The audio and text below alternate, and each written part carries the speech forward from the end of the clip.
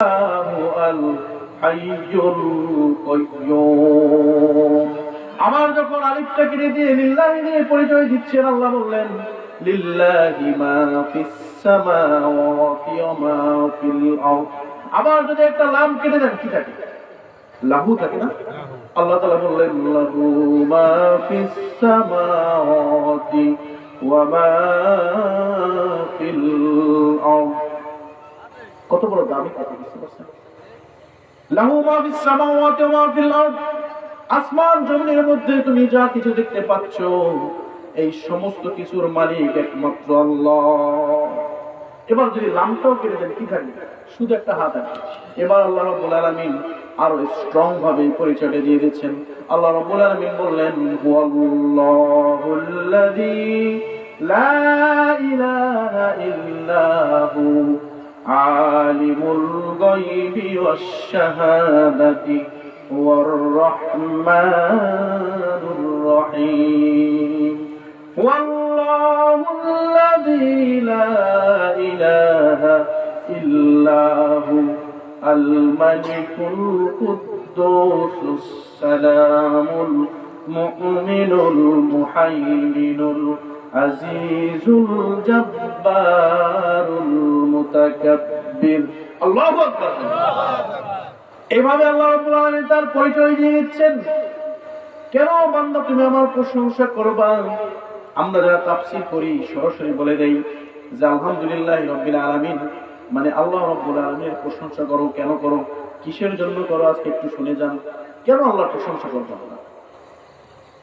ও বান্দা, তুমি কি একবার ভেবে দেখেছো তোমাকে আল্লাহ তাআলা কত নাজ নিয়ামত দিয়ে পৃথিবীতে বানিয়েছেন, পৃথিবীতে সৃষ্টি করেছেন? বান্দা, তুমি কি চিন্তা করেছো একটা সময় তুমি তোমার মায়ের পেটের মধ্যে কি অবস্থায় ছিলা, মৃত্যু অবস্থায় ছিলা?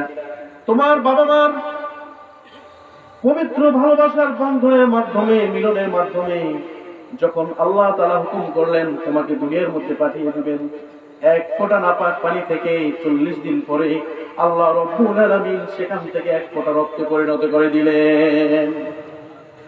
কে করেছে? আল্লাহ। বলেন না আল্লাহ। অনেক জায়গায় শুনেন না 40 দিন পরে বা 3 মাস পরে মিসক্যারেজ হয়ে যায়। এটার নাম কি?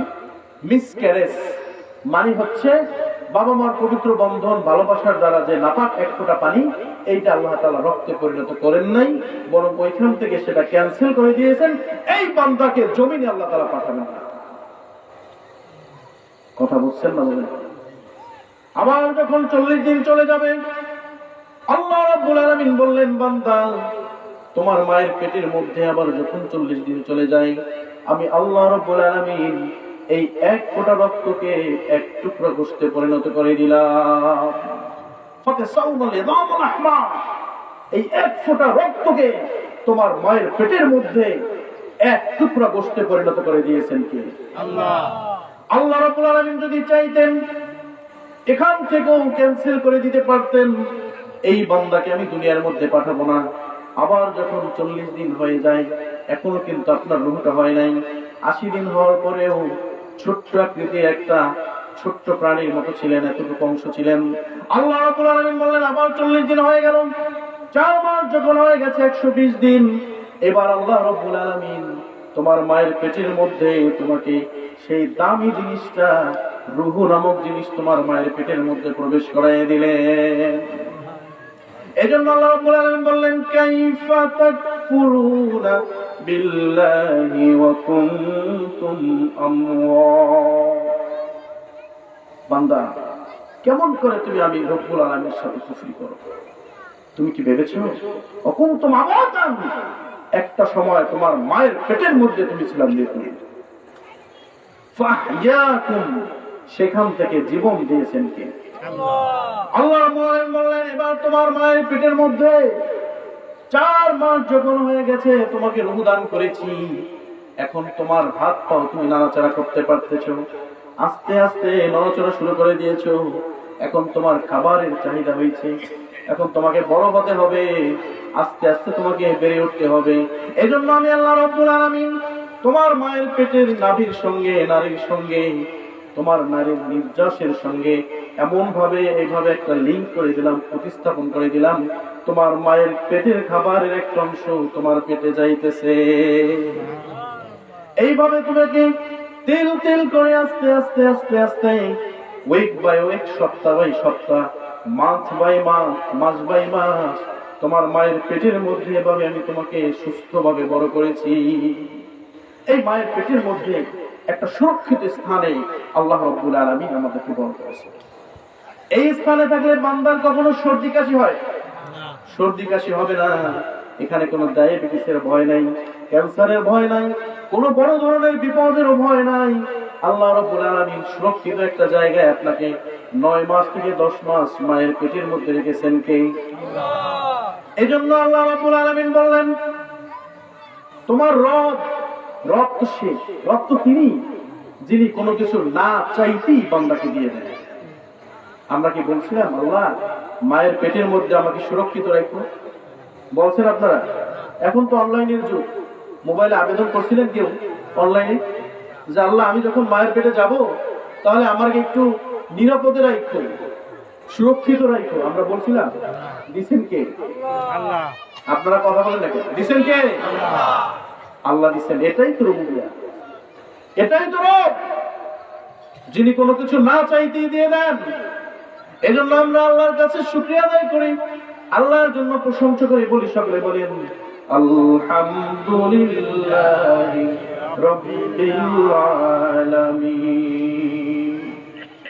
আল্লাহ রাব্বুল আলামিন বলেন, এইভাবে 6 মাস 7 মাস হওয়ার পরে যখন তুমি তোমার মায়ের পেটের মধ্যে একটু বড় হয়ে গেলা, এইবার তোমার মা তোমাকে পেটে নিয়ে স্বপ্ন বুনতেছেন, কবে আমার সন্তান পৃথিবীর মধ্যে আসবে, আমার সন্তানের মুখটা দেখবো। অনেক মা ছবি আঁকতে থাকেন মনে মনে কল্পনায়, আরে আমার সন্তানের চেহারাটা না জানি কেমন হয়, কত সুন্দর হয়, দেখতে কেমন হয়, ফুটফুটে হয়, দেখার জন্য মা বসে থাকেন। মা কেমন জিনিস, আল্লাহ রাব্বুল আলামিন মায়ের মনের মধ্যে এমন ভালোবাসা দিয়ে দেন, জন্ম দিয়ে দেন, এমন মহব্বত পয়দা করে দেন, যেদিন দুনিয়ায় জন্মগ্রহণ করেন আপনার চেহারা দেখার সাথে সাথে আপনার মায়ের কলিজাটা জ্বলে যায়। সন্তানের মুখ দেখার জন্য মা পাগল হয়ে যায়। সন্তান যখন পৃথিবীর মধ্যে আসে, এক নজর দেখার পরে মনে হয় এটা আমার কলিজার টুকরা, ঠিক না বেঠিক? দেখার জন্য মা পাগল হয়ে যায়। এই মহব্বতটা কে দিয়েছে? আল্লাহ।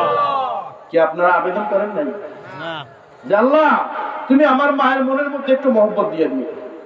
অনলাইনে আবেদন ফর্ম পূরণ করা যায় না? নাই তো। না চাইতে দিয়েছেন কে? না চাইতে কে দিয়েছেন? আল্লাহ দিয়েছেন। আমরা চাইছিলাম? চাই নাই।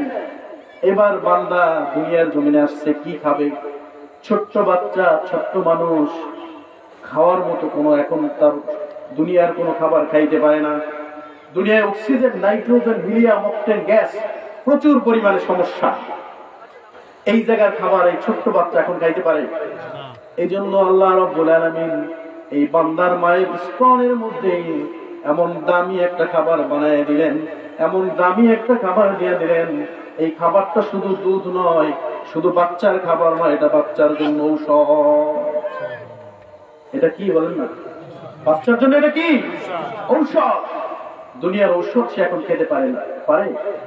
এজন্য মায়ের স্তনের এই পবিত্র জান্নাতি খাবারটা বাচ্চা যখন খায়, এই বাচ্চার মেধা বিকাশ হতে থাকে আস্তে আস্তে।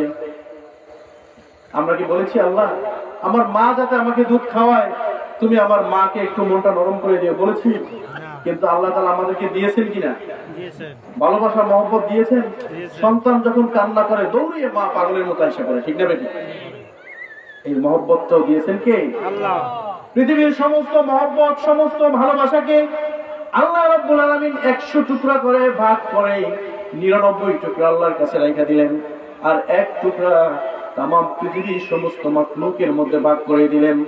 এই আমাদের সভাপতি সাহেব, আমাদের মাওলানা সাহেব, আপনারা যারা আছেন সবাইকে 1 টুকরা ভাগ করে অল্প অল্প অল্প অল্প করে দিয়েছেন কে? আল্লাহ। এই 1 টুকরা মহব্বত, 1 টুকরা ভালোবাসার যাতনায় বাংলাদেশে, সারা পৃথিবীতে কত যে ভালোবাসার গান লেখা হয়। বুঝেন নাই? শিরোনামই শুরু হয় ভালোবাসা দিয়ে। কি দিয়ে শুরু হয়?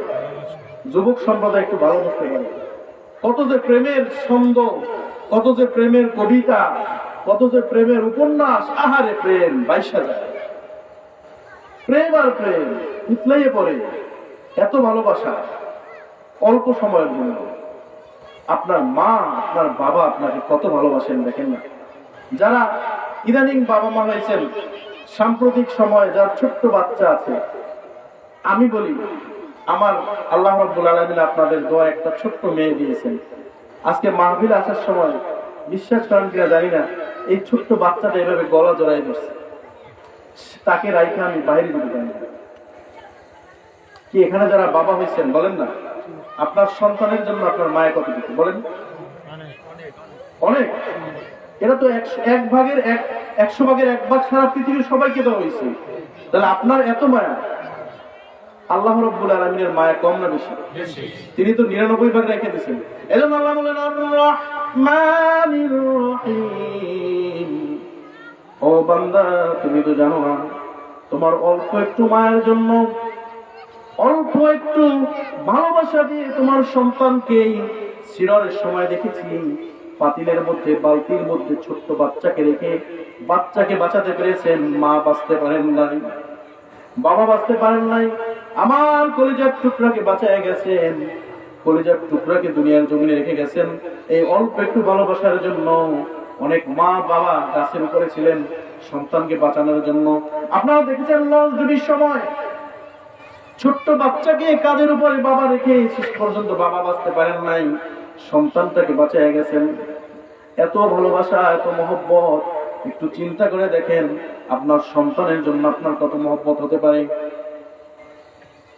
অনেক সময় দেখবেন সিজারের সময় অনেক জায়গায় ডাক্তার সাহেব স্বামীকে ডেকে বলে যে আপনি কি এনার স্বামী?